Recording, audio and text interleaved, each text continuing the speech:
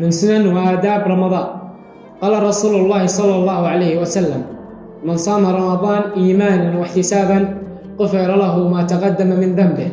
الصائم يداوم على قراءة القرآن. الصائم لا يتشاجر ولا يشتم ولا يرفع صوته.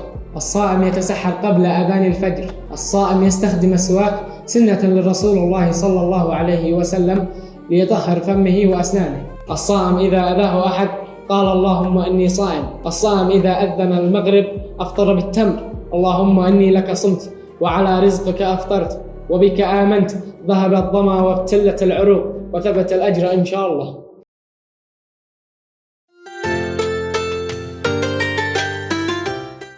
ما الدعاء الذي يقال عند الإفطار للإجابة على الأرقام التالية؟